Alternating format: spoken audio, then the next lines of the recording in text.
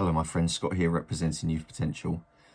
It's been a while since I've done a video, been a while since I've uploaded anything, and I sincerely apologise for that, my friends. I'm going to spend the majority of this video just explaining what's been happening over the last 6 months in my personal life, so you can hopefully understand why I haven't been making content on YouTube for the last, well, for all of this year basically.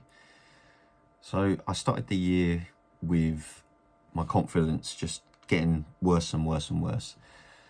And my confidence is rocky at times anyway. You know, sometimes I'll go through periods where I don't experience much anxiety or depression, and my confidence will be better. But over the Christmas period leading into the new year, I let things in my head get to me, and it's been a challenge. I've just been constantly telling myself that it's not good enough, or that no one's interested in me, or no one likes my content.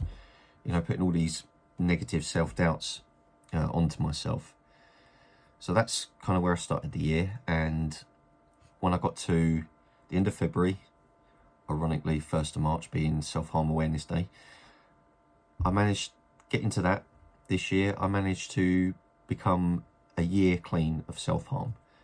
I haven't self-harmed since, so I'm about 1 year and 3 and a bit months now. So I'm proud of myself for that, absolutely proud of myself for that. However, it comes at a cost. It's draining to get to that achievement, you know, because I look back and I think, you know, what have I done to get myself to this stage? And I look back and I think, you know, it has been challenging and I'm drained. I'm proud of myself for reaching 1 year of being clean of self-harm, but there's many mixed emotions as well. Like, I think, why do I have to put myself in a position where I've got to overcome? Why have I got to reflect upon myself a lot? Why do I have to have this addiction where I'm constantly thinking about how to get away from it while simultaneously feeling the emotions that come along with it? It's a weird relationship with self-harm. You don't necessarily love it, you don't necessarily hate it. Somewhere in between that goes back and forth. I mean, I can't speak on behalf of everyone, but that's how it's been for me. So yeah, a year clean of self-harm, it's an unusual feeling. So just for context, anyone who doesn't know, when I was 15 through till 21, I had like a 6-year period of self-harm there.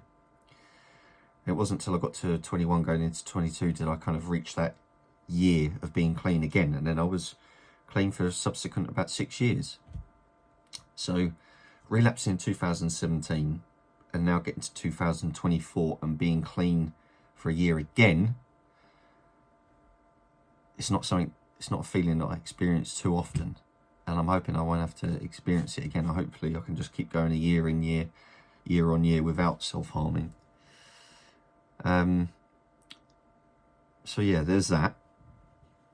And then going into April, right at the beginning of April, my grandmother, who I've lived with on and off all my life, and this is her house, she sadly passed away.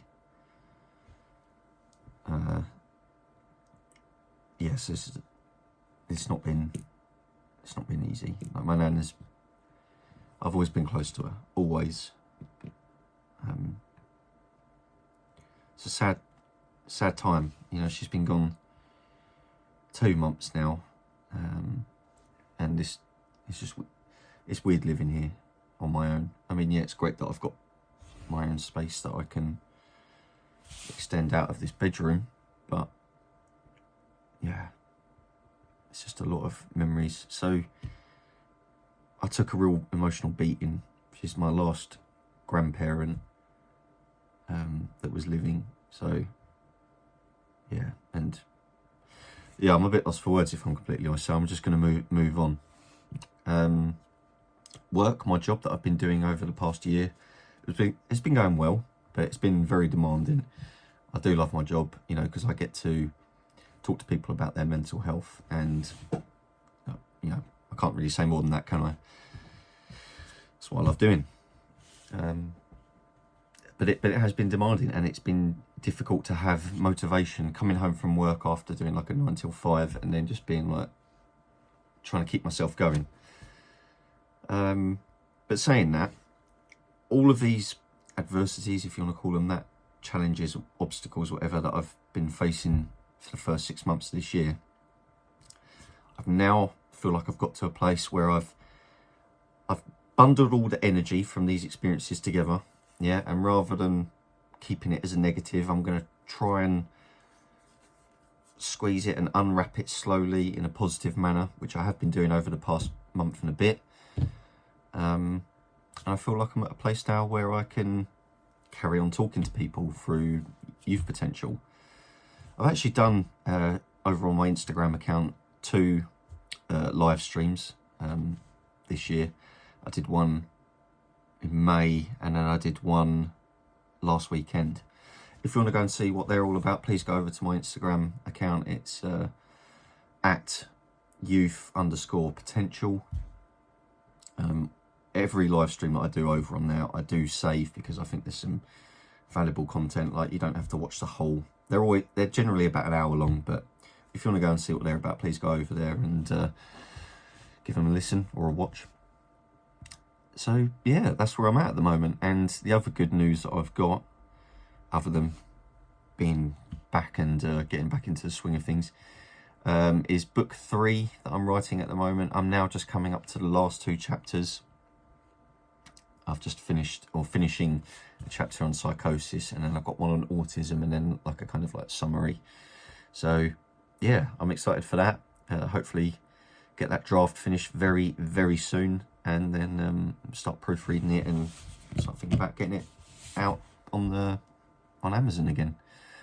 So everybody, thank you very much for your patience. I do appreciate it. I hope that you can understand why I've taken sort of 6 months off from doing any real content. But yeah, it's good to be back. It feels good. It feels right. It feels normal. I feel good about it. All right. So some more content coming soon. Take care, everyone. All the best. Bye.